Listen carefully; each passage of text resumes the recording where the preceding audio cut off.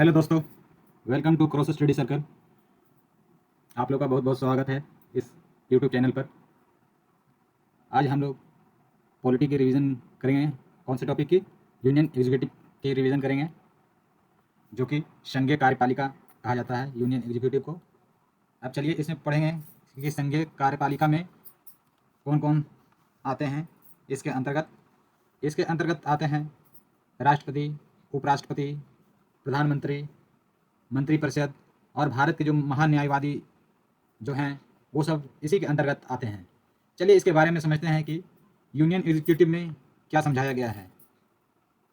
इसके बारे में हम लोग समझते हुए आगे बढ़ेंगे। चलिए लेट अस स्टार्ट। ये देखिए, जैसा कि मैंने बताया आप लोग को कि इसके अंतर्गत यूनियन एग्जीक्यूटिव में कौन कौन आते हैं। ये आपका आते हैं राष्ट्रपति, उपराष्ट्रपति, प्रधानमंत्री, मंत्रिपरिषद और महान्यायवादी। समझ गए आप लोग?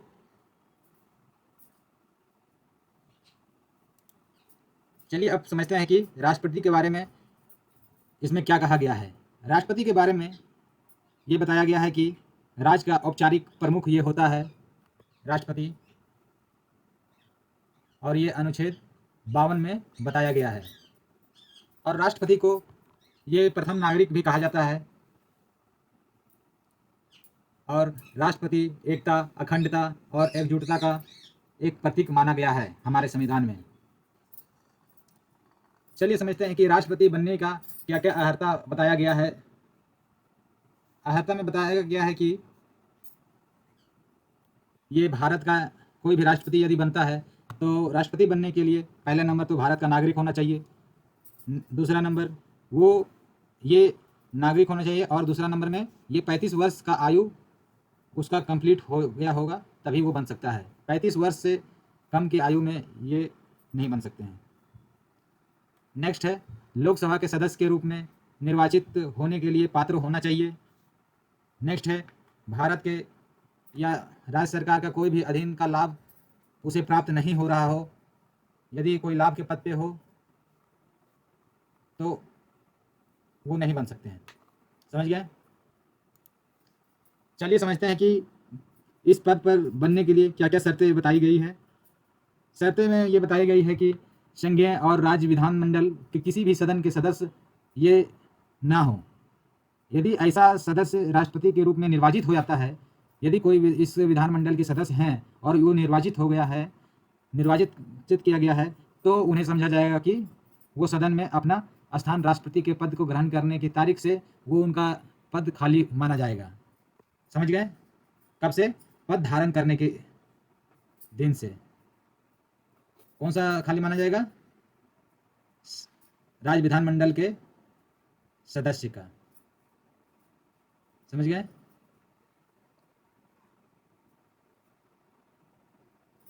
चलिए आगे समझते हैं। ये तो हमने बताया ही कि लाभ का कोई पद धारण नहीं करना किया हो वो राष्ट्रपति जो बन रहा हो। यदि कोई दूसरा कोई लाभ का पद धारण किया हुआ होगा तो उन्हें राष्ट्रपति के लिए योग नहीं माना जाएगा। इसके शर्तें के अंतर्गत नहीं वो आता है। और यदि राष्ट्रपति बनते हैं तो राष्ट्रपति बनने के बाद उनको भवन का एक दिया जाता है, जो राष्ट्रपति भवन हमारा है वो राष्ट्रपति भवन उनको दिया जाएगा। और जैसे परिलब्धियों और भत्तों के उसके कार्यकाल में कम नहीं कर सकते हैं। यदि जो उनका कार्यकाल यदि स्टार्ट हुआ है तो उनके समय के दौरान, उनके राष्ट्रपति पद पर चयनित रहने के दौरान उनके जो भत्ते जो मिल रहे हैं, मतलब उनकी जो तनख्वाह कह सकते हैं आप लोग, उनको कम नहीं किया जा सकता है। इनका कार्यकाल कितने वर्ष का रहता है? इनका कार्यकाल रहता है 5 वर्ष का। ये 5 वर्ष तक रहता है कार्यकाल इनका। और यदि 5 वर्ष से पहले पद से हटा दिया जाता है तो ये कोई कंडीशन में हटाया जाता है। चलिए उस कंडीशन को समझते हैं। पहला कंडीशन हो सकता है कि ये खुद त्यागपत्र दे दें। किन्हें ये त्यागपत्र देंगे? तो ये उपराष्ट्रपति को त्यागपत्र देते हैं। किन्हें त्यागपत्र देते हैं? उपराष्ट्रपति को। और ये केवल संविधान के अतिक्रमण पर ही या महाभियोग में की प्रक्रिया के द्वारा ही पद से हटाया जाता है।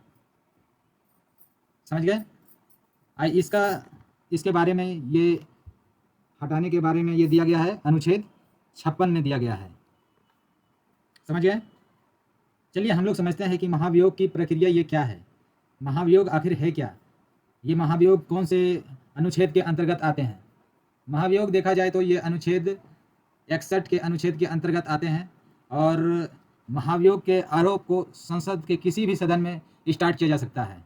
ऐसा नहीं है कि कोई एक पर्टिकुलर सदन वो बताया गया है, ये संसद के किसी भी सदन में स्टार्ट किया जा सकता है जिस सदन में आरोप लगाए गए हैं। समझिए, जैसे कि कोई आरोप पर सदन को 1/4 सदस्यों के द्वारा हस्ताक्षर होना चाहिए और राष्ट्रपति को 14 दिन पहले ही नोटिस दिया जाना चाहिए। समझ गए? ये सब कंडीशन बताया गया है हटाने से महाभियोग की प्रक्रिया के दौरान। समझ गए? कितने सदस्य होने चाहिए सदन के? 1/4 सदस्य होना चाहिए और 14 दिन ये पहले आपको नोटिस इनको देना पड़ेगा। समझ गए?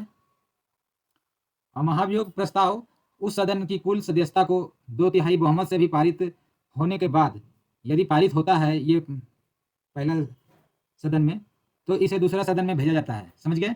यदि पहला सदन में ये पारित हो गया कि हाँ, उसके बाद ये दूसरा सदन में जाएगा। दूसरा सदन में जाने के बाद इनका आरोप का जांच होगा, जांच पड़ताल किया जाएगा। यदि जांच पड़ताल में ये जांच सिद्ध होता है, समझ गए, कितने तिहाई, 2/3 बहुमत के साथ पारित होने के बाद ये दूसरे सदन में जाएगा। ठीक, यदि जांच में राष्ट्रपति को दोषी पाया जाता है, समझ गए। अब राष्ट्रपति को यदि दोषी पाया जाता है तो राष्ट्रपति को ऐसी जांच में उपस्थित रहने का भी उसका मतलब हकदार है वो, और अपना प्रतिनिधित्व करने के लिए उनको ये अधिकार दिया गया है।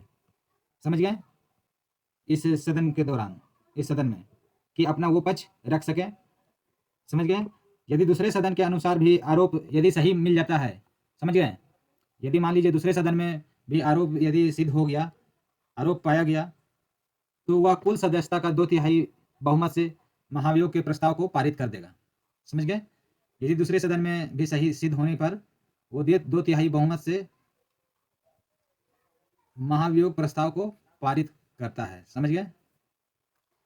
और तिथि से, और जिस दिन वो पारित होता है उस तिथि से पद को त्यागना होता है, मतलब छोड़ना पड़ता है। उस पद को त्यागना नहीं कर सकते हैं क्योंकि उन्हें हटाया जा रहा है, इसीलिए छोड़ना हम लोग कहेंगे। त्यागना उसे कहा जाता है जिसे कि स्वेच्छा से हम छोड़ रहे हैं। समझ गए? तो इस प्रक्रिया को हम लोग कहते हैं कि महाभियोग की प्रक्रिया। ये कितने अनुच्छेद में बताया गया है? अनुच्छेद 61 में बताया गया है, 61 में बताया गया है। इसके राष्ट्रपति के निर्वाचन के क्या क्या प्रक्रिया है? प्रक्रिया में देखें तो ये इनका जो चुनाव होता है ये अप्रत्यक्ष चुनाव इनका होता है। कैसे चुनाव होता है? अप्रत्यक्ष चुनाव किया जाता है और इसके तहत राष्ट्रपति का चुनाव जो निर्वाचन मंडल है उसके द्वारा एकल संक्रमणीय मत के माध्यम से ही अनुपातित प्रतिनिधित्व प्रणाली के अनुसार ही ये किया जाता है। इनका जो मतदान होता है ये गुप्त मतदान होता है। ये एक दूसरे को दिखा नहीं सकते हैं, इनका गुप्त मतदान होता है। और इनका निर्वाचन मंडल संसद के दोनों सदनों में निर्वाचित सदस्य होते हैं। समझ गए? निर्वाचन मंडल की बात करें तो ये दोनों सदनों के निर्वाचित सदस्य होते हैं। समझ गए? ये दोनों सदनों के निर्वाचित सदस्य होते हैं। ये राज्यों के विधानसभाओं के निर्वाचित सदस्य भी होते हैं। इसके राज्य के विधानसभाओं के निर्वाचित सदस्य होते हैं। और ये केंद्र शासित प्रदेश जैसे हो गया दिल्ली, पुडुचेरी, ये दोनों विधानसभाओं के निर्वाचित सदस्य होते हैं निर्वाचन मंडल में। निर्वाचन विधानमंडल में कौन शामिल नहीं हो सकता है? निर्वाचन विधानमंडल में जैसे कि ये शामिल नहीं हो सकते हैं कौन? लोकसभा, राज्यसभा और राज्य की विधानसभाओं तथा दिल्ली हो गया, पुडुचेरी हो गया, पुडुचेरी के इन सब की विधानसभाओं के जो मनोनीत सदस्य होते हैं, ये मनोनीत सदस्य ये शामिल नहीं हो सकते हैं इनके निर्वाचन विधानमंडल में। और ये राज्यों की विधान परिषद को निर्वाचित और मनोनीत सदस्य होते हैं जो कि शामिल नहीं होते हैं। समझ गए? किसके होते हैं? राज्य की विधान परिषदों के निर्वाचित एवं मनोनीत सदस्य होते हैं। चलिए नेक्स्ट समझते हैं कि चुनाव का तरीका क्या है, चुनाव का प्रक्रिया किस तरह से होता है। इसमें राष्ट्रपति की चुनाव की प्रक्रिया में देखा जाए तो ये निर्वाचक मंडल के प्रत्येक सदस्य को केवल एक मत दिया जाता है। समझ गए? जैसे कि निर्वाचक मंडल है, उसके जो हर एक सदस्य जो होते हैं केवल वो एक ही मत देता है। अब मतदाता को मत देते समय एक अनिवार्य रूप से उम्मीदवारों के नाम के आगे नंबरिंग किया जाता है। जैसे कोई फलना यादव है, कोई मोहन यादव है, कोई रामेश्वर सिंह है, तो उसके हम मान लीजिए देना चाहते हैं मोहन यादव को, हम पहले हम सेलेक्ट करना चाहते हैं, उसे चुनना चाहते हैं कि यदि वो नहीं, उनका मत यदि नहीं प्राप्त होता है, वो आंकड़ा नहीं प्राप्त कर पाते हैं, तो हम दूसरे नंबर पे दूसरे मोहन यादव के बाद हम दूसरा नंबर देंगे दूसरे सदस्य को, तब वो उनका चयन होगा। इस तरह से अपना इच्छा जाहिर करना पड़ता है उसमें, इसीलिए उनको अंकित करना पड़ता है नाम के नीचे कि कितने नंबर में आप चुन रहे हैं। जैसे कि 1 नंबर, 2 नंबर, फर्स्ट में आप इसे चुन रहे हैं, दूसरे में किसी और को चुन रहे हैं, तीसरे में किसी और को। इसी तरह ये अंकित करना पड़ता है, अपनी वीरता को दर्शाना पड़ता है उस पर, नाम पर। इसका आप लोग समझे तो इसका आशय है कि मतदाता उतनी ही वीरताएं अंकित कर सकता है कि जितने उम्मीदवार चुनाव में यदि लड़ रहे हैं। जैसे 10 चुनाव में 10 आदमी लोग लड़ रहे हैं चुनाव में, तो 10 तक अपना वरीयता दर्शाएगा, वो अंकित करेगा उस पर। 10% को वो अंकित कर देगा सीरियल वाइज कि पहले आप किसे सेलेक्ट करना चाहते हैं। यदि वो नहीं होता तो किसी और को होगा, दूसरे नंबर पे जो है उनमें से हो किया जाएगा। यदि दूसरे नंबर पे नहीं है, वो आंकड़ा छूता है, तो फिर तीसरे नंबर वाला आदमी का होगा चयन। इसी प्रकार है, समझ गए? जैसे प्रथम चरण में पहली वीरता के मतों की गिनती की जाती है, तो यदि उम्मीदवार प्रथम चरण में अनिवार्य कोटा नहीं हासिल कर पाता है, तो उसको क्या करते हैं, निर्वाचित घोषित कर दिया जाता है। यदि पहला जिसको प्रायोरिटी हमने दिया है, यदि वो अनिवार्य जो कोटा रखा गया है वो कोटा हासिल नहीं होता है, तो उसे निर्वाचित घोषित कर दिया जाता है।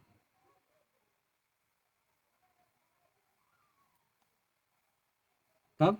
ये देखिए, जब वो अपनी कोटा हासिल कर ले। यदि प्रथम चरण में वो अपनी अनिवार्य कोटा हासिल कर लेता है, तब वो निर्वाचित घोषित हो जाता है। समझ गया? यदि कोटा नहीं हासिल करेगा, तब वो फिर दूसरे का चयन प्रक्रिया स्टार्ट होती है। समझ गए? कोटा हासिल कर लेता है तो उसे निर्वाचित घोषित कर दिया जाता है। समझ गए आप लोग? चलिए नेक्स्ट समझते हैं कि यदि उम्मीदवार प्रथम चरण में ही नहीं अनिवार्य कोटा हासिल कर पाता है, तब वो हस्तांतरित प्रक्रिया किसी दूसरे पर हो जाती है। प्रथम वीरता को न्यूनतम प्राप्त होने पर वह वीरता उम्मीदवार के मतों को रद्द कर दिया जाता है और दूसरी वीरताएं के मतों को अन्य उम्मीदवार के प्रथम वीरता के मतों के हस्तांतरित कर दिया जाता है। आप लोग इस बात को समझे? मतलब हस्तांतरित करके सेकंड को प्रथम पर आ जाता है, यही बात कही गई है। ये थोड़ी सी समझने में आप लोग को प्रॉब्लम हो रही होगी, क्योंकि ये समझना सबके बस की बात नहीं है। इनका चुनाव का जो तरीका है इस तरह से ही होता है, और ये तब तक चलते रहता है जब तक कि पूरा बहुमत अनिवार्य जो कोटा है वो बहुमत से हासिल नहीं कर लेता है। समझ गए?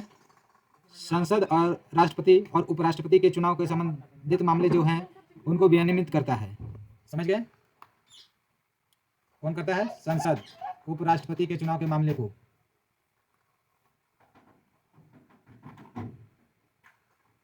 ये क्या होगा?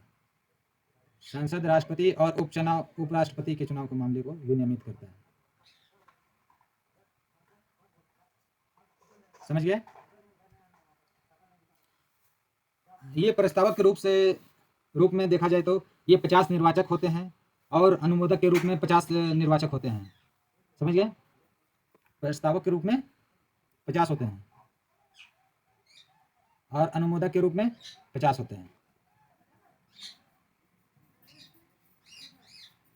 समझ गए? अब चलिए समझते हैं कि राष्ट्रपति के यदि पद रिक्त होता है तब क्या करते हैं। यदि 5 वर्ष यदि कार्यकाल यदि समाप्त हो जाता है, तब वो किन किन कारणों में रिक्त हो सकता है? ये 2-3 तरह के कारण हैं। जैसे कि किन्हीं राष्ट्रपति का वो कार्यकाल पूरा हो गया, मतलब कोई 5 वर्ष का कार्यकाल रहता है, तो वो समाप्त होने पे रिक्त हो सकता है। और दूसरा है महाभियोग लगाया जा सकता है, या किन्हीं का मृत्यु हो जाए, या कोई अपना त्याग पत्र दे दें, या बीमार हो जाए कोई। इन परिस्थितियों में उनका कार्यकाल रिक्त हो सकता है। चलिए अब समझते हैं कि राष्ट्रपति राष्ट्र के साथ साथ विभिन्न राज्यों के लोगों के प्रतिनिधित्व भी होता है। वो किस तरह होता है, ये समझा जाए तो ये बहुत डिफ़िकल्ट है। मैं आप लोग को समझाता हूँ और आप लोग समझने की कोशिश करना।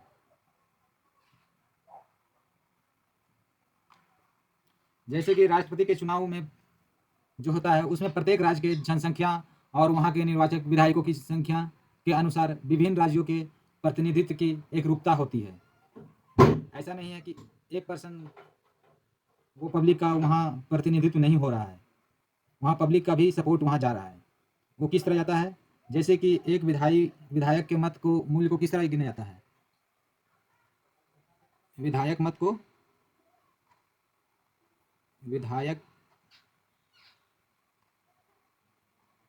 एक विधायक मत को किस तरह गिना जाता है? कुल राज्य की जनसंख्या जो रहती है, टोटल स्टेट पॉपुलेशन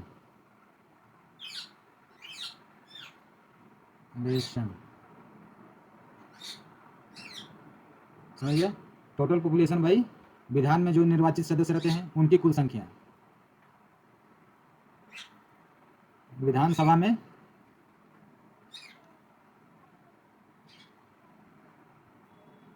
निर्वाचित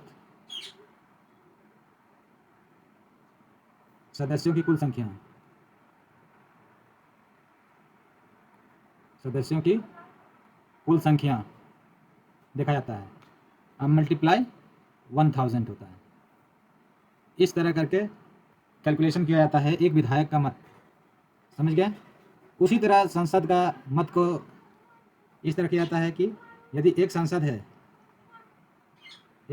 है तो उसका मत को किस तरह जोड़ा जाता है? यदि एक सांसद है तो जैसे कि सभी राज्य के विधानसभाओं में जो निर्वाचित सदस्य होते हैं उनके लिए नियत मतों का कुल संख्या जोड़ा जाता है। उसमें डिवाइड किया जाता है किसको?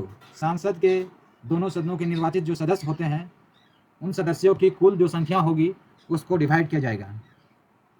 समझ गए? तो क्या लिखेंगे? सभी राज्य विधानसभाओं के निर्वाचित सदस्य, सभी राज्य विधानसभा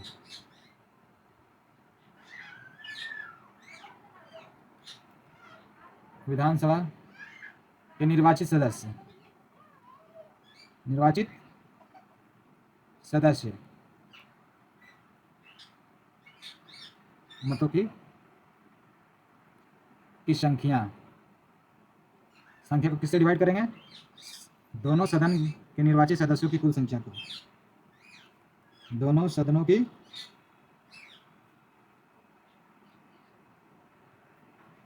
निर्वाचित सदस्यों की संख्या को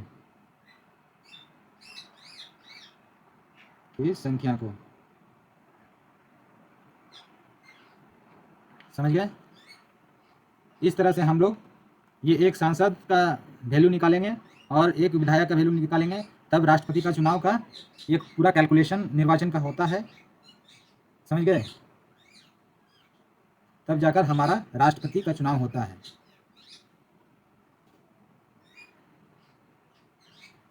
निर्वाचित होने के लिए निश्चित कोटा कितना होना चाहिए? निर्वाचित होने का निश्चित कोटा चाहिए कितना? इसे देख लेते हैं।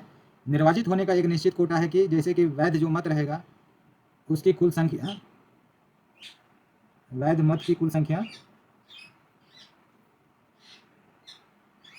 Divided by 1 + 1 = 2 + 1।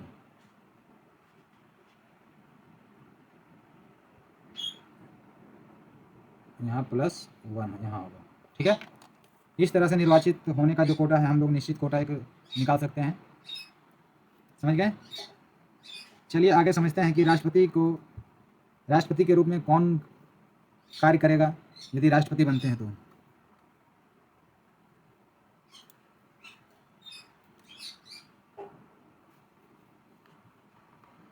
ये देखिए, यदि कार्यकाल समाप्त होता है तो समाप्त होने पर चुनाव कराया जाना चाहिए। यदि किसी वजह से चुनाव में यदि देरी हो रहा है तो देरी होने पर तो वर्तमान में जो राष्ट्रपति है वो पद पर वो बना रहता है, समझ गए, वो पद पर वो बना रहेगा। कार्यकाल समाप्त हुआ तो चुनाव कराया जाना होता है और देरी होने पर वो राष्ट्रपति ही वो पद पर बना रहता है। वो कब तक बना रहेगा? वो जब तक बना रहेगा जब तक कि उत्तराधिकारी उसका पद ग्रहण ना कर ले। इसमें क्या होता है कि राष्ट्रपति का पद वो कभी भी खाली नहीं रहता है, किसी न किसी को उस पर होना होता है, समझ गए। दूसरी बात है कि नया राष्ट्रपति चुने जाने पर उपराष्ट्रपति पद धारण कर सकता है, समझ गए। यदि कोई नया राष्ट्रपति चुना गया है, अभी सिलेक्शन हो रहा है, यदि उनका कोई त्याग पत्र दे दिया है तो उस दौरान वो जो उपराष्ट्रपति होते हैं वो उपराष्ट्रपति वो पद को धारण कर लेंगे और 6 महीने के भीतर ही चुनाव कराने का ये प्रावधान है। ये 6 महीने के भीतर ही चुनाव कराकर उनका पद दिया जाएगा राष्ट्रपति को, जो राष्ट्रपति बनेंगे, समझ गए। और तब तक जब तक वो दूसरा राष्ट्रपति नहीं बनते तब तक जितना ये राष्ट्रपति का कार्यभार है ये उपराष्ट्रपति ये उस कार्यभार को पूरा करेंगे। एक बात नोट में लिख लीजिएगा कि राष्ट्रपति के पद रिक्त जब रहता है तो उपराष्ट्रपति पद धारण ये कर लेता है। और अगर उपराष्ट्रपति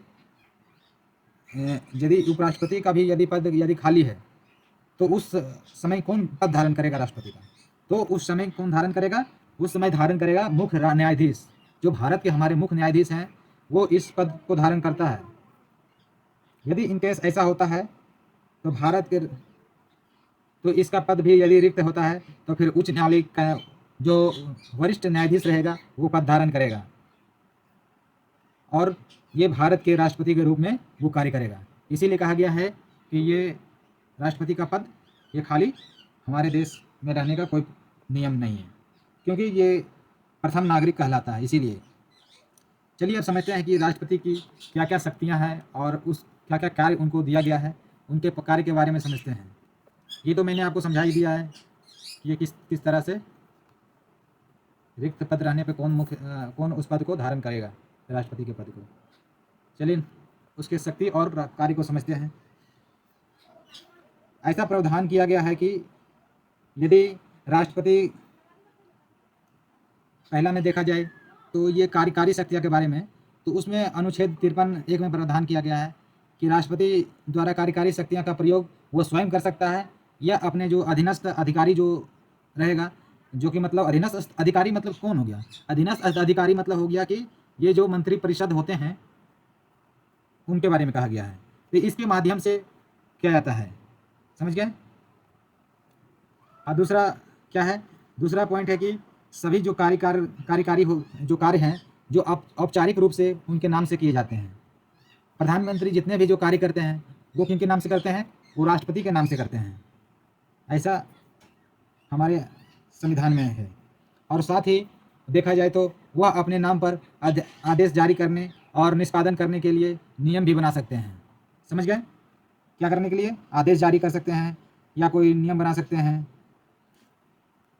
और नेक्स्ट देखा जाए तो प्रधानमंत्री और उनके जो अन्य मंत्री जो हैं उनकी जो नियुक्ति होता है वो राष्ट्रपति के द्वारा ही किया जाता है और दोनों उसके प्रसाद पर्यंत पद को धारण करते हैं। भारत के महान्यायवादी का जो नियुक्ति होता है उनका भी पारिश्रमिक निर्धारण कौन करता है? वो राष्ट्रपति करते हैं। महान्यायवादी राष्ट्रपति के प्रसाद पर्यंत पद को धारण करता है, समझ गए। और राष्ट्रपति नियंत्रक और महालेखा जो परीक्षा होता है, परीक्षक इसके जो होते हैं महालेखा परीक्षक मतलब कि CAG, और मुख्य चुनाव के आयुक्त जो होते हैं और अन्य चुनावों के जो आयुक्त होते हैं, ये सारे आयुक्तों को और UPSC के अध्यक्ष हो गए और उनके सदस्य हो गए, राज्यपाल के राज्यों के जो राज्यपाल हो गए और वित्त आयोग के अध्यक्ष व सभी सदस्यों के आदि समझ लीजिए कि ये सब सदस्यों की नियुक्ति कौन करता है? इन सबों की नियुक्ति राष्ट्रपति द्वारा किया जाता है। राष्ट्रपति प्रधानमंत्री के संघ के प्रशासनिक कार्यों और विधायिका के प्रस्तावों को जो संबंधित जो जानकारी होती है, ये जानकारी को अपना मांग सकते हैं। इनको ये हक दिया गया है। समझ गए? नेक्स्ट पेज में ये देखिए,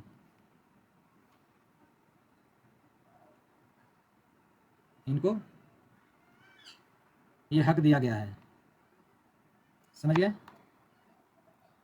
और ये किसी विषय पर, जैसे हो गया किसी मंत्री के द्वारा भी निर्णय लिया गया हो या लेकिन उस पर परिषद ने विचार नहीं किया हो, तो उसे मंत्री परिषद के समक्ष विचार हेतु रखवाने के लिए प्रधानमंत्री का निर्देश दे सकता है।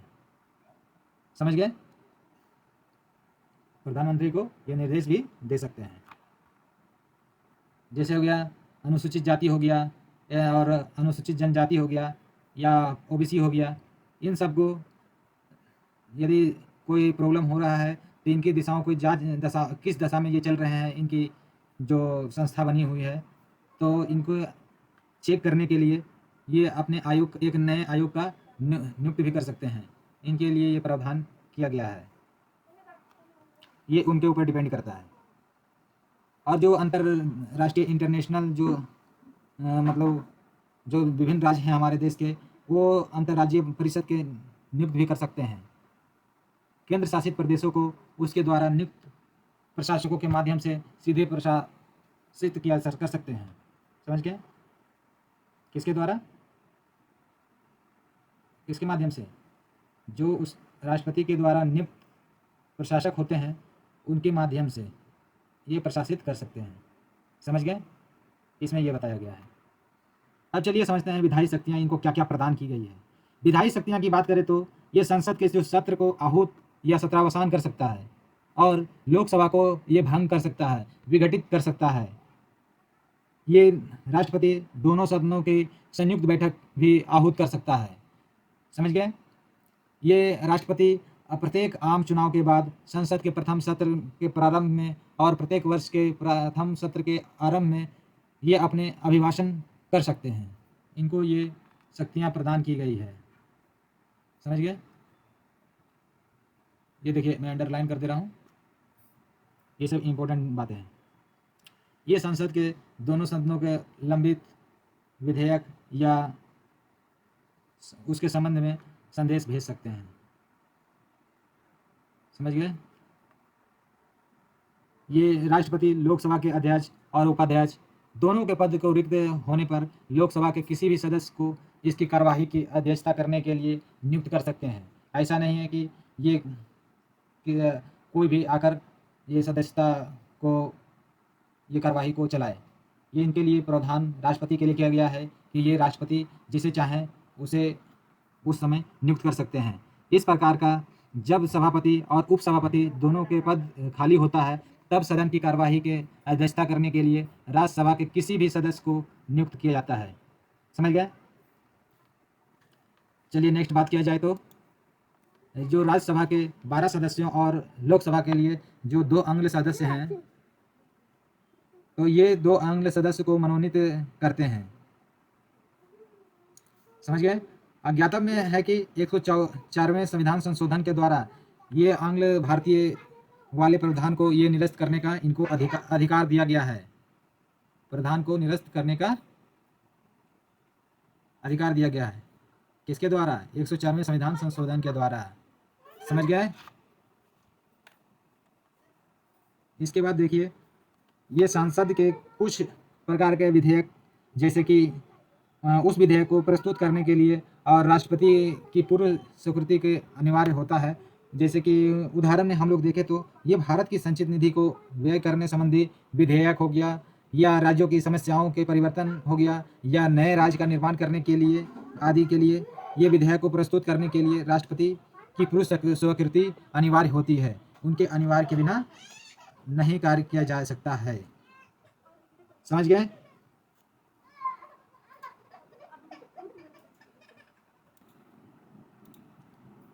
नेक्स्ट देखें तो ये संसद द्वारा जो पारित किए जाने के बाद जो राष्ट्रपति को भेजा गया विधेयक है, जैसे कि समझिए कि संसद है, संसद में जैसे कुछ प्रकार के जो विधेयक हैं उनको प्रस्तुत करने के लिए राष्ट्रपति का ही अनुमति पहले लेना पड़ता है। समझ गए?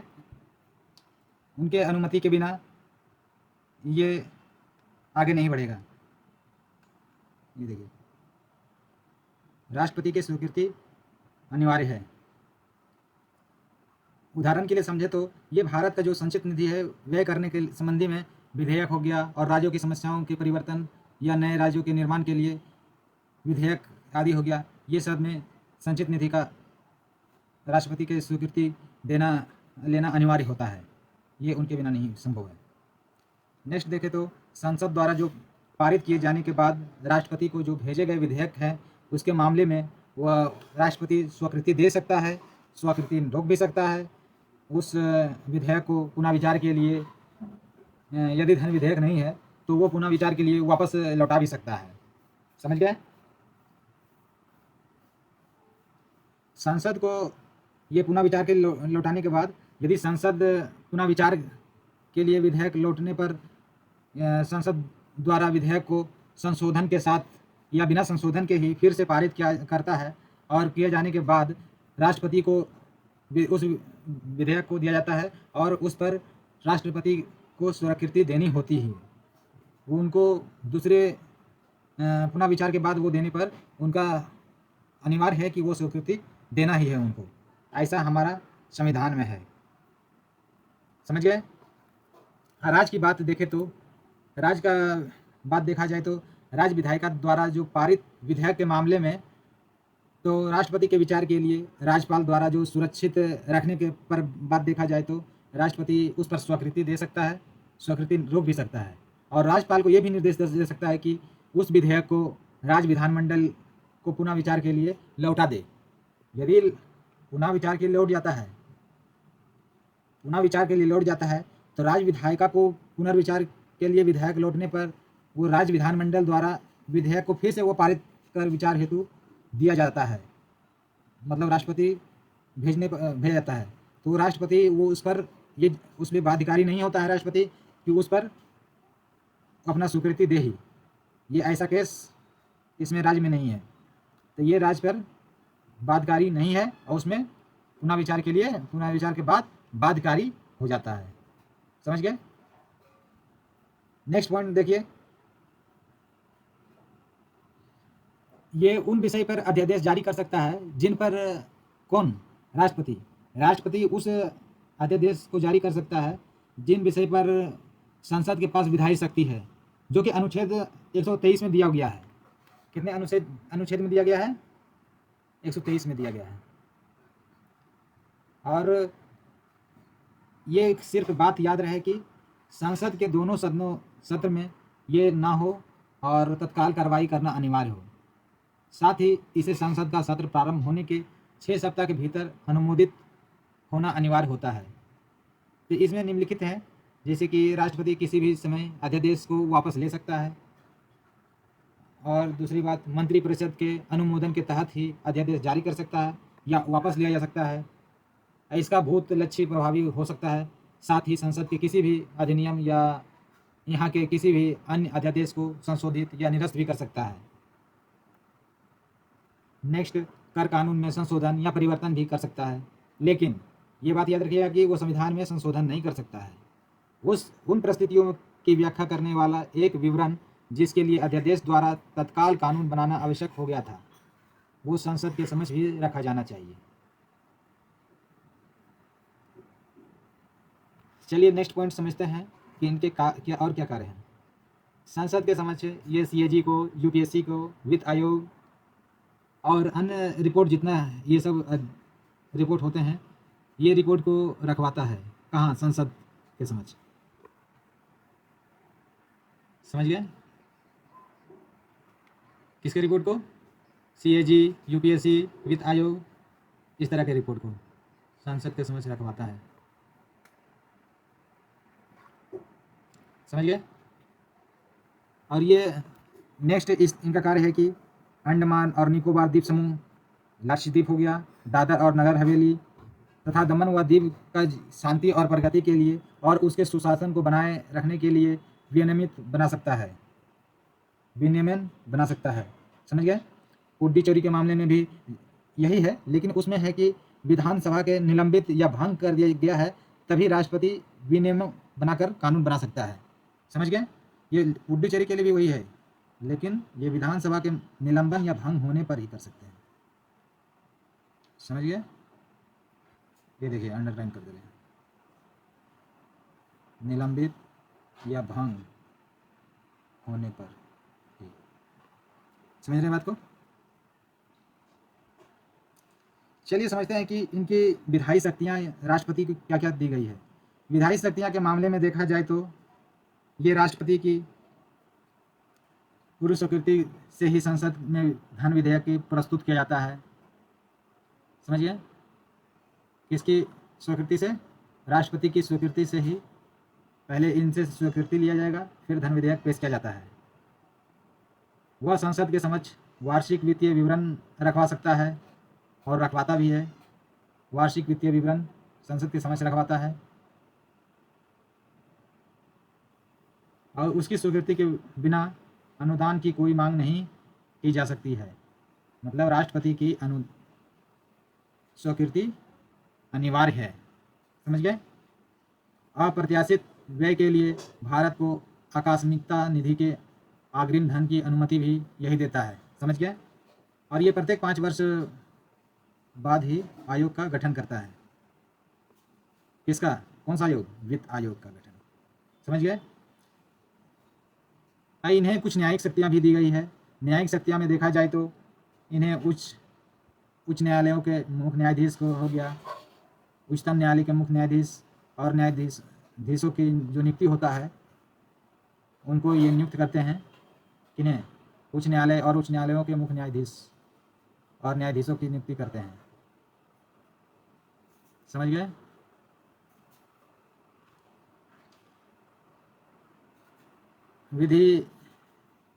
जो विधि के प्रश्न होते हैं उस प्रश्न पर उच्चतम न्यायालय से सलाह भी ये ले सकते हैं। ये सलाह लेने का भी इनको शक्तियाँ दी गई है कि उच्चतम न्यायालय से ये सलाह ले सकते हैं। यदि किसी सज़ा के मामले में किन्हीं को सज़ा दिया गया है तो ये सज़ा के मामले में उस दंड को क्षमा कर सकते हैं, उसका प्रलंबन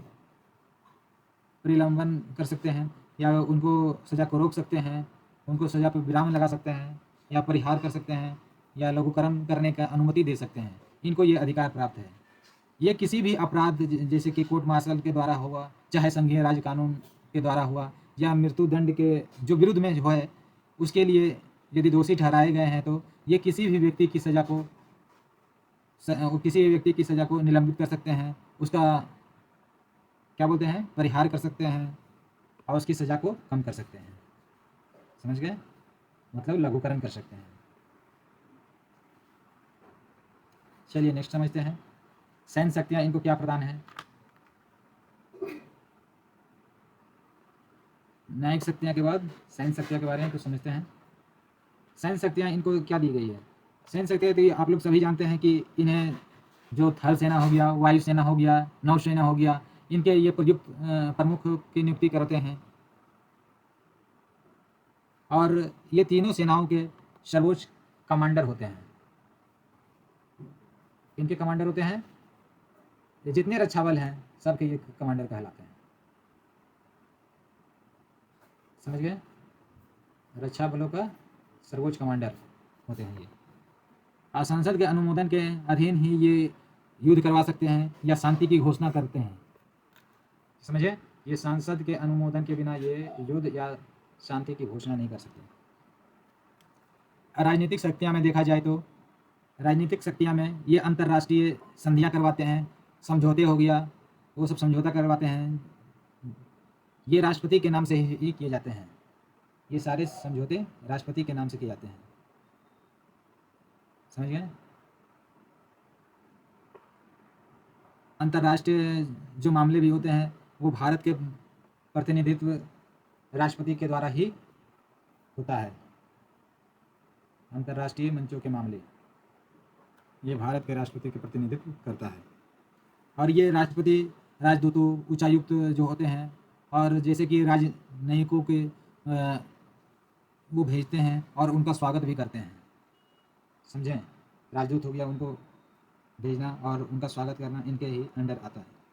आपातकालीन भी शक्तियाँ कुछ इनको प्रदान की गई है, जो कि अनुच्छेद 352 और अनुच्छेद 356, अनुच्छेद 365 के अंतर्गत आता है, और अनुच्छेद 360 के अंतर्गत भी ये आपातकालीन शक्तियाँ इनको प्रदान की गई है। संविधान राष्ट्रपति को असाधारण शक्तियाँ देती है। ये देखिए, राष्ट्रपति को असाधारण शक्तियाँ देती है। किन्हें देती है? राष्ट्रपति को असाधारण शक्तियाँ देती है। किसके तहत? 352 के तहत। राष्ट्रपति शासन की शक्तियाँ कहाँ कैसे हो गया? अनुच्छेद 356 और 365 के तहत। और वित्तीय आपातकाल हो गया, ये किसके तहत? 360 के तहत प्रदान की गई है।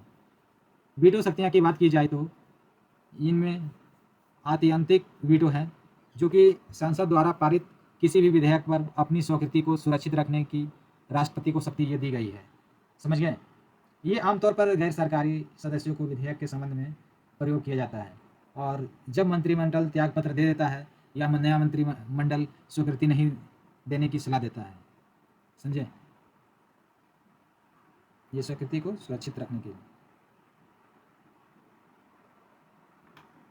अब चलिए समझते हैं कि निलंबनकारी वीटो शक्तियाँ क्या है। निलंबनकारी वीटो शक्तियाँ में यह बताया गया है कि यह वीटो का प्रयोग तभी करते हैं जब विधेयक को संसद को पुनः विचार के लिए लौटाता है। ये पुनः विचार के लिए लौटाते हैं और ये अपनी इच्छा अनुसार से ये लौटा देते हैं, तो ये निलंबनकारी वीटो शक्तियाँ के अंदर हो जाते हैं, अंतर्गत आते हैं। लेकिन विधेयक का समान रूप से फिर से पारित करके इस वीटो को निरस्त कर दिया जाता है। समझ गए? क्योंकि दूसरी बार फिर जब वापस आती है वो विधेयक, तो उन्हें तो पारित करना पड़ता है, उन्हें पास करना पड़ता है, तो ये निरस्त कर दिया जाता है। इसी के बारे में बताया गया है। धन विधेयक के मामले में इस वीटो का प्रयोग नहीं किया जाता है। ये बात याद रखिएगा। किस मामले में निलंबनकारी वीटो का उपयोग नहीं किया जाता है? धन विधेयक के मामले में। समझ गए? अब है पॉकेट वीटो। पॉकेट वीटो क्या है? पॉकेट वीटो को कह सकते हैं कि विधेयक को ना तो स्वीकृति देता है और ना ही अस्वीकृति देता है, और इसे ना ही लौटाता है, लेकिन ये अनिश्चित काल के लिए विधेयक को लंबित रख लेता है अपने पास ही। इसे बोलते हैं पॉकेट वीटो, कि जो अपने पॉकेट में रख लिया जाए और ये कब देंगे वो निश्चय करेंगे। इसे बोलते हैं पॉकेट वीटो। संविधान में राष्ट्रपति को उसके समझ स्वीकृति के लिए प्रस्तुत किसी भी विधेयक के संबंध में निर्णय लेने हेतु किसी समय सीमा का निर्धारण नहीं किया गया है। समझ गए? राष्ट्रपति विधेयक को कब तक रखेंगे, ये पॉकेट वीटो को, इसका समय सीमा निर्धारण नहीं किया गया है। समझ गए? लेकिन इसके संबंध में संयुक्त राज्य जो अमेरिका है, राष्ट्रपति, उस अमेरिका के राष्ट्रपति के पास 10 दिन का समय दिया जाता है। लेकिन हमारे देश में, भारत में कोई समय सीमा इसका निर्धारण करके नहीं बताया गया है, इसे मेंशन नहीं किया गया है। नोट में ये लिख लीजिए कि संविधान संशोधन विधेयक के मामले में राष्ट्रपति के पास वीटो शक्ति नहीं होती है। ये बात याद रख लीजिएगा, नहीं तो फिर कहिएगा कि संविधान के अनुसार से तो ये पॉकेट वीटो है ही, लेकिन संविधान संशोधन जब विधेयक होगा उसके मामले में राष्ट्रपति के पास वीटो शक्ति नहीं होती है। ये 24वें संविधान संशोधन अधिनियम 1971 के तहत 171 द्वारा राष्ट्रपति के लिए संविधान संशोधन विधेयक पर अपनी स्वीकृति देना अनिवार्य कर दिया गया था। कौन सा संविधान संशोधन? 1971, 24वें संविधान संशोधन अधिनियम के तहत। चलिए अब समझते हैं राष्ट्रपति का क्या क्या संवैधानिक स्थिति है। राष्ट्रपति का संवैधानिक स्थिति देखा जाए तो यह 42वें जो संविधान संशोधन अधिनियम 1976 में हुआ था, 1976 ने राष्ट्रपति को राष्ट्रपति को ये जो प्रधानमंत्री हैं वो उनकी अध्यक्षता वाली मंत्रिपरिषद को सलाह मानने के लिए बात कारी कर दिया गया था। इसमें इसके द्वारा 42वें संविधान संशोधन के द्वारा, कौन से? 42वें संविधान संशोधन के द्वारा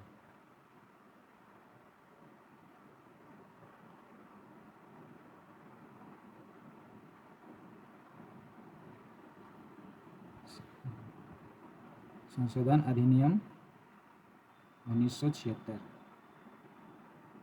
के द्वारा है। और 44वें संविधान संशोधन 1978 के द्वारा राष्ट्रपति को अधिकृत किया गया था कि वह विधेयक को मंत्रिपरिषद के पुनः विचार हेतु एक बार लौटा सकता है, और लेकिन पुनः विचार के बाद विधेयक को स्वीकृति देने के लिए बाध्यकारी कर दिया गया। किस संविधान संशोधन के द्वारा? ये 44वें संविधान संशोधन अधिनियम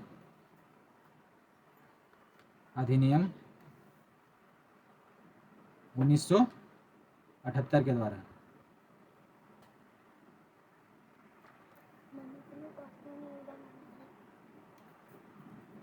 समझ गए? और ये निम्नलिखित स्थितियों में अपने विवेक से अपने कार्य कर सकते हैं। वो किस किस स्थिति में कर सकते हैं, चलिए इसको देखिए। ये प्रधानमंत्री को नियुक्त करने के संबंध में, समझ गए? प्रधानमंत्री नियुक्त करने के लिए, और लोकसभा में विश्वास मत साबित नहीं कर सकने की स्थिति में मंत्रिपरिषद को विघटित करने में, ये अपने मंत्रिपरिषद को विघटित करने में, और यदि मंत्रिपरिषद अपना बहुमत सिद्ध करने में विफल हो जाता है तो लोकसभा का विघटन करने में। कब? लोकसभा का विघटन करने में। चलिए अब समझते हैं उपराष्ट्रपति के बारे में। हम लोगों ने राष्ट्रपति के बारे में पूरा समझ लिया, उनका योग्यता क्या रहना चाहिए राष्ट्रपति बनने का, उनका क्या बोलते हैं, और सारी चीज़ें जो बात है वो उनका कार्य के बारे में हम लोगों ने समझा, उनको क्या क्या शक्तियाँ दी गई है, उनके पास क्या क्या पावर है, इनके बारे में समझा। अब हम लोग उपराष्ट्रपति के बारे में समझते हैं। उपराष्ट्रपति की योग्यता देखा जाए तो सबसे पहले तो भारत का नागरिक होना तो अनिवार्य है। दूसरी देखा जाए तो इनका भी 35 वर्ष था, उनका भी 35 वर्ष था, इनका भी 35 वर्ष है। ये 35 वर्ष की आयु पूरा हो चुका होना चाहिए। और तीसरा कंडीशन है कि राज्यसभा के सदस्य के रूप में निर्वाचित होने के लिए पात्र होना चाहिए। और चौथी बात है कि भारत सरकार या राज्य सरकार के अधीन या किसी सरकारों किसी भी नियंत्रण में किसी स्थानीय हो गया या कोई भी जगह लाभ का पद धारण ना करता हो, वैसे व्यक्ति का योग है उपराष्ट्रपति के लिए। समझ गए? हम इनका समझते हैं निर्वाचन कैसे होता है। निर्वाचन होता है इनका अप्रत्यक्ष तरीका से किया जाता है। समझ गए? और इनका निर्वाचन दोनों सदनों के जो निर्वाचित होते हैं और मनोनीत सदस्य होते हैं, दोनों निर्वाचित और मनोनीत सदस्यों के मिलाकर बने निर्वाचक मंडल के द्वारा निर्वाचित किया जाता है। और ये एकल संक्रमणीय मत के माध्यम से किया जाता है। समझ गए? कैसे मत के माध्यम से? एकल संक्रमणीय मत के माध्यम से किया जाता है। इनका निर्वाचन ये गुप्त मतदान का होता है, ये छुपाकर इनका मतदान किया जाता है। कार्यकाल की बात करें तो इनका भी 5 वर्ष, उपराष्ट्रपति का भी 5 वर्ष तक होता है। लेकिन उत्तराधिकारी यदि नहीं रहता है तो उनके पद ग्रहण करने तक ये कार्यरत रहते हैं उस पद पर, उपराष्ट्रपति के पद पर। राष्ट्रपति को अपना त्यागपत्र भी दे सकते हैं। राष्ट्रपति को ये अपना त्यागपत्र दे सकते हैं, यदि त्यागपत्र यदि देना चाहें तो किन्हें देंगे? राष्ट्रपति को। ठीक है? इसी पद के लिए ये पुनः निर्वाचित भी करने के लिए योग्य होते हैं। यदि इस पद पर ये कितनी बार भी अपने निर्वाचित हो सकते हैं। ऐसा नहीं है कि कोई बाध्यकारी है कि ये एक बार हो गए तो दोबारा नहीं, ये उपराष्ट्रपति बन सकते हैं। समझ गए? चलिए पद, यदि उपराष्ट्रपति का पद खाली की स्थिति में हम लोग समझते हैं कि ये उपराष्ट्रपति का पद कैसे वैकेंट कब रहता है। पहला देखा जाए तो इनका कार्यकाल 5 साल होता है, तो ये 5 वर्ष की समाप्ति पर ये पद खाली हो सकता है, या पद को त्यागपत्र के द्वारा खाली किया जा सकता है। तीसरा, पद से हटाया जा सकता है। चौथा, मृत्यु हो जाने पर होता है, या कोई अन्य कारण हो सकता है। जैसे कि अन्य कारण में देखा जाए तो जब वह पद धारण करने का अयोग्य हो जाता है, या जब उसका चुनाव अमान्य घोषित कर दिया जाता है, तो उस स्थिति में। समझ गए? चलिए अब समझते हैं कि इनकी शक्तियाँ क्या क्या हैं, इनको प्रदान की गई है उपराष्ट्रपति को। उपराष्ट्रपति को शक्तियाँ देखा जाए तो ये राज्यसभा का प्रधान सभापति होते हैं। शक्तियाँ और कार्य कार्य लोकसभा के अध्यक्ष के समान होते हैं, प्रधान सभापति होते हैं। ये सभापति किसके समान होते हैं? ये सभा के अध्यक्ष के समान होते हैं। दूसरी बात देखा जाए तो राष्ट्रपति के रूप में ये कार्य करता है। यदि कुछ राष्ट्रपति की अनुपस्थिति में, जब पदासीन राष्ट्रपति अनुपस्थित या बीमार या किसी भी अन्य कारण से अपने कार्य को करने में असमर्थ हो जाते हैं, तब उपराष्ट्रपति उसके कार्य को निर्वहन करते हैं और उस अवधि तक वो करते हैं, जब तक कि राष्ट्रपति अपना कार्यभार फिर से वो करने ना लगे। समझ गए? इनका ये कार्य होता है। राष्ट्रपति के रूप में ये कार्य करते हुए राष्ट्रपति के कार्यों का निर्वहन करते हैं और उपराष्ट्रपति राज्यसभा के सभापति के पद के कर्तव्यों का पालन करता है। समझ गए? और राष्ट्रपति राज्यसभा के सभापति पद के कर्तव्यों का पालन वो उस वक्त नहीं करते हैं। कब करते हैं? क्योंकि वो तो राष्ट्रपति के पद पे, राष्ट्रपति का पद वो देखते हैं, तो उस समय ये उपराष्ट्रपति के पद को नहीं देखेंगे। तो इस दौरान उपराष्ट्रपति का पद कौन देखता है? उपराष्ट्रपति का पद और सभापति के कर्तव्यों का पालन राज्यसभा के उप सभापति द्वारा किया जाता है। किसके द्वारा? राज्यसभा के उप सभापति द्वारा किया जाता है। इनको पद से कब कब हटने की प्रक्रिया क्या है? ये हटने की प्रक्रिया बात किया जाए तो इसके लिए औपचारिक महाभियोग की आवश्यकता नहीं होती है। समझ गए? लेकिन राष्ट्रपति को महाभियोग की आवश्यकता होती है। दूसरी बात, ये प्रभावी बहुमत से पारित राज्यसभा के प्रस्ताव और लोकसभा के सहमति से ही हटाया जा सकता है। समझ गए? ऐसे नहीं हटाया जा सकता है। प्रभावी बहुमत इनके लिए चाहिए। उपराष्ट्रपति पद से हटाने के लिए संविधान में कोई ऐसा आधार कोई वर्णित नहीं किया गया है जिसके द्वारा उपराष्ट्रपति को हटाया जा सके। इसीलिए ये आप समझ सकते हैं कि ये प्रभावी बहुमत इनके लिए चाहिए हटाने के लिए। कोई आधार वर्णित नहीं है। समझ गए? हम लोगों ने क्या क्या समझा? हम लोगों ने यूनियन एग्जीक्यूटिव में राष्ट्रपति और उपराष्ट्रपति के बारे में समझा। इसके बारे में हम लोगों ने पूरी स्टार्टिंग से लेकर उनके निर्वाचन से लेकर उनकी पद से हटने तक की प्रक्रिया को समझा, उनके कार्य को समझा, जो कि ये एग्ज़ाम पॉइंट व्यू से बहुत ही इम्पोर्टेंट है यूनियन एग्जीक्यूटिव की टॉपिक में। और इसी तरह आप लोग कंटिन्यूअस इसमें आप लोग रिवीजन करते रहें। मैं आप लोगों के लिए अगले सब्जेक्ट भी लेके जल्द से जल्द आने वाला हूँ, स्टार्ट करने वाला हूँ। अगला सब्जेक्ट हिस्ट्री या ज्योग्राफी में स्टार्ट करने वाला हूँ। इसीलिए ये आप लोग अच्छे तरीके से ये रिवीजन करो ताकि आप लोग का एग्ज़ाम में अच्छे से अच्छे नंबर आए। और एग्ज़ाम का अभी तक कोई नोटिफिकेशन नहीं आया है, इसके लिए आप टेंशन ना लेते हुए अपने कार्य पर ध्यान देते हुए अपने कार्य को पूरा करें और इस रिवीजन को पूरा जल्द से जल्द कवर अप करते हुए जाएं, जो कि आपके एग्ज़ाम के लिए बहुत ही इम्पोर्टेंट है। आप लोग अपने नोट से भी मैच कर लेना कि मैं जितने भी पढ़ा रहा हूँ ये हमारा जो ये समझा रहा हूँ ये आपके नोट्स से मैच करते हैं या नहीं। यदि आपके नोट्स में जो दिया हुआ है उससे मैं कुछ विशेष ही कुछ पढ़ा रहा हूँ, विशेष मतलब कि जो एग्ज़ाम पॉइंट व्यू से वेरी इंपॉर्टेंट है, इनको पढ़ना ही पढ़ना है। ये इनसे ही इस पॉइंट से ही क्वेश्चन आते हैं, इसीलिए इन पॉइंट को मैं कवर अप करते जा रहा हूँ। आप लोग से आशा है कि आप लोग इसी तरह इस चैनल से आप लोग जुड़े रहेंगे और अपने रिवीजन को आगे बढ़ाएंगे। मेरा सपोर्ट आप लोग के साथ हमेशा रहेगा। चलिए इसके साथ धन्यवाद। Thank you. जय हिंद, जय भारत।